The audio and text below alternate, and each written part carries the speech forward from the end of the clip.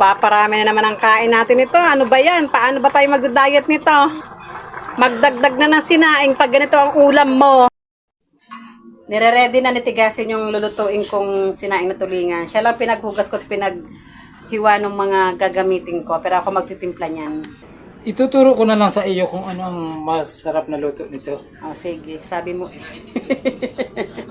Ihiwaan mo to ng pahilisagom tsaka natin pipit-pitin.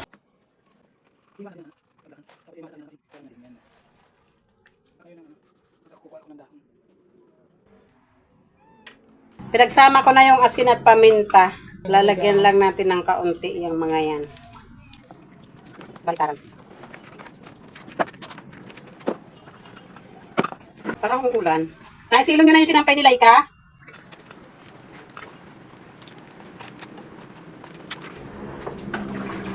Sapin na natin ang dahon yung paglulutuan natin. Lalagyan natin yung mga sangkap natin.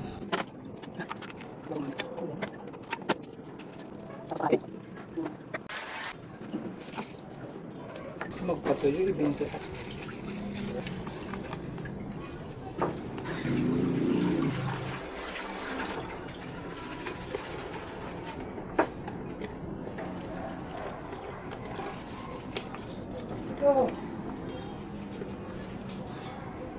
Salungatan para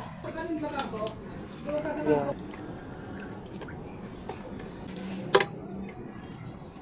Tapos itong kamyas sa ibabaw. Mahal ng kamyas. Diyos ko. Paminta. Lagyan ulit natin ng kaunti asin sa ibabaw. Lagyan natin ng pork cubes. Lagyan natin ng tubig. Yung pangalawang piga yan. Mga 30 minutes lang siguro natin ito i-pressure cooker, no? Sa oras. Basta pag kumulo na yan, ilulukay mo na. Kailangan mo na. Isa lang na natin. Matigat ha. Matigas. Kailangan ko sitigasin para maisara to.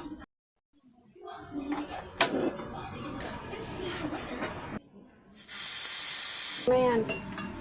Angat. Doon. Yan. Wow! Check lang natin kung ano na ang kaganapan dito sa ating sinaing na tulingan. Nagmantika na siya, agum.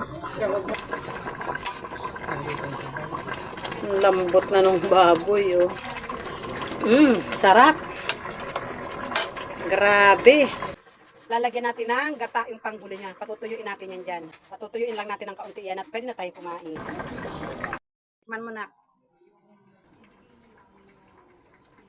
Nyaman. Patikman na natin kay tigasin. Ang lambot na agum. Ano? Okay na, no? Kain na tayo. Pwede na. Ang sarap. Napakasarap.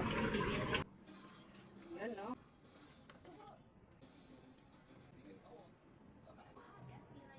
Sasabawan natin. Ganyan-ganyan lang mga